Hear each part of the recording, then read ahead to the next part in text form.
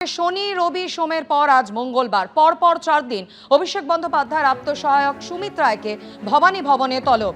এর আগেও আপনারা জানেন 3 দিন সিআইডির জিজ্ঞাসাবাদের মুখোমুখি হয়েছিলেন এই সুমিত রায়। আজও 10টার আগেই পৌঁছলেন তিনি। অভিষেক বন্দ্যোপাধ্যায়ের কাছে টাকা যেত, তৃণমূল কংগ্রেস কতজনকে চাকরি দিয়েছিলেন, কতজনের জমি কিনে নেওয়া হয়েছিল, সুমিত রায় কতজনের জমি, ফলে যে ছবি আমরা দেখতে পাচ্ছি আজকে সুমিত রায়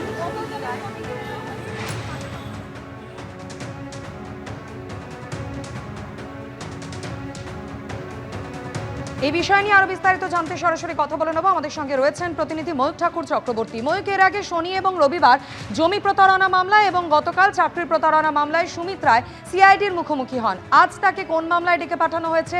জিজ্ঞাসাবাদ প্রক্রিয়া কি শুরু হয়েছে? দেখো, পশ্চিম মেদিনীপুরের ডেবরা এবং শালবনী দুটো থানাতে অভিষেক বন্দ্যোপাধ্যায়ের আত্মসহায়ক সুমিত রায়ের এগেনস্টে এফআইআর রেজিস্টার্ড হয়েছে।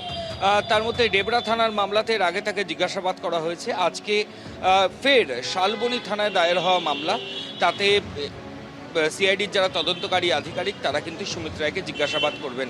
এই শালবনীতে জমি দখলের মামলা, যে মামলাতে ইতিমধ্যেই মেদিনীপুরের প্রাক্তন তৃণমূল বিধায়ক সুজয় হাজরা তিনি জেলে রয়েছেন।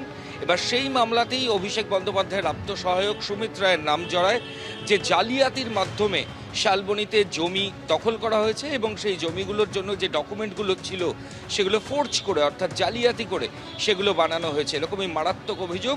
এবং তারপর প্লট করে সেই জমিগুলো বিক্রি করার চক্রান্ত করেছিল এই অভিযুক্তরা। সেই মামলাতেই আজকে অভিষেক বন্দ্যোপাধ্যায়ের আত্মসহায়ক 9:49 ভবানী ভবনে আসেন। এর আগে 3 বার তাকে ভবানী ভবনে এই নিয়ে জিজ্ঞাসাবাদ করা হয়েছে। গত শনিবার তাকে প্রথমবার জিজ্ঞাসাবাদ করা হয়, দীর্ঘক্ষণ প্রায় 6টা পর্যন্ত জিজ্ঞাসাবাদের পর রাত 8টা নাগাদ সুমিত রায় বেরোন। এরপর রবি এবং সোম পরপর 2 দিন সুমিত রায় এখানে আসেন, সিআইডি জিজ্ঞাসাবাদের সম্মুখীন হন।